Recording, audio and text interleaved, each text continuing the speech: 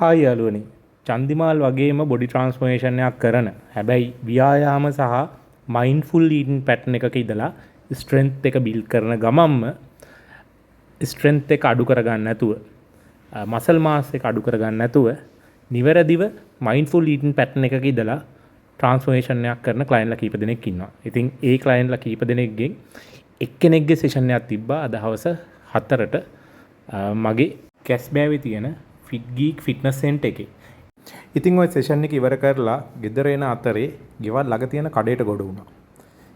ඒ කඩේ ඉන්න අක්කා තමයි කිව්වේ යාළගේ ගෙදර හදපු බෙහෙත් ගහපු නැති විශේෂයෙන්ම ගස් ලබෝ වගේක් මේ විකුණන්න දාලා තියෙනවා. ඔබටත් හොඳයිනේ මල්ලි අරගෙන යන්න කියලා. ඔන්න ඉතින් අරගෙන ආව යාළුවනේ මේ ගෙඩිය 500 ගාණක් වුණා. මොකද යාළුවනේ සාමාන්‍යයෙන් නම් මම ගන්නෙ නෑ. නමුත් මම ආසයි. ගස් ලබු කන්න මම ගොඩක් ආසයි. මොකද මම අනුරාධපුරයේ කෙනෙක්. ඔයාලා දැක්කනේ අපේ ගෙදර වත්ත. ඒ වත්තේ ගස් ලබු, peer, කෙසෙල් ඊට පස්සේ ගොඩක් පළතුරු වර්ග අපේ තාත්තා හදලා තිනවා. ඔයාලගේ හොඳ ප්‍රතිචාර හම්බුණානේ වීඩියෝ එකටත්. ඉතින් ගොඩක් වෙලාවට ස්වභාවිකව හදන කිසිම පලිබෝධනාශක එකක් ගහලා නැති පළතුරු අපිට කෑමට හම්බුණා අපේ පොඩි කාලේ.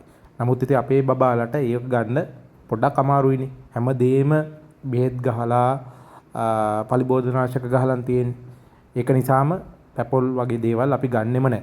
මොකද මේ දේවල් කනකොටම තේරෙනවා, ඒ රසයෙන්ම තේරෙනවා කොච්චර පලිබෝධනාශක එකට පාවිච්චි කරලා තියනවද කියලා.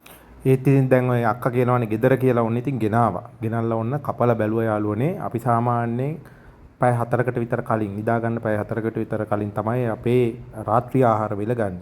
ඉතින් අද ආහාර වේල බත් සහ හාල් මැස්සෝ ඒ වගේ හරි ස්කීපයක් තමයි තිබ්බේ. බත් වගේ දේවල්, මස් වර්ග, තෙල් වර්ග ඩයිජස්ට් කරන්න ගොඩක් හොඳ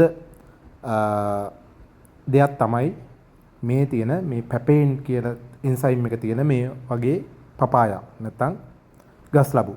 ඒ වගේම යාළුවනේ ඩෙසර්ට් එකක් විදිහට එකතු කරගන්න හොඳ ආහාරයක් තමයි පපායා. නැචරල් සුගර්ස් තියෙනවා. ඒ වගේම සුගර් ක්‍රේවිං එකක් එන්නේත් නැහැ.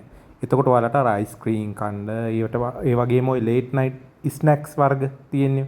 ඔය බයිට්ස් වර්ග, මේ දේවල් කන්න තියෙන ආසාව නැත්නම් ක්‍රේවිං එක, අපටයිට් එක අඩු කරන්න පුළුවන් මේ වගේ දෙයක් ඩෙසර්ට් එකක් විදිහට ගත්තොත්. හැබැයි නිදා ගන්න අඩුම පැයකට පැයකමාරකට කලින්වත් මේ වගේ ඩෙසර්ට් එකක් ගන්න.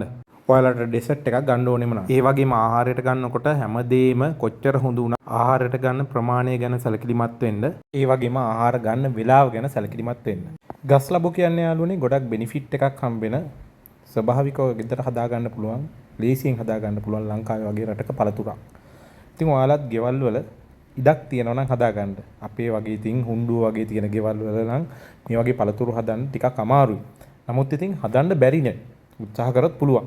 හැබැයි ඉතින් හැමදේම බෑ බෑ බෑ කියන, බර අඩු කරගන්න බෑ බෑ බෑ කියන, ව්‍යායාම කරන්න බෑ බෑ කියන, කෑම කන්ට්‍රෝල් කරන්න, මයින්ඩ්ෆුල් ඊටින් පැටර්න් එකකට යන්න බෑ කියන කෙනෙක්ට නම් ඉතින් මේක කරන්න බෑ තමයි ඉතින් කොහොමත්.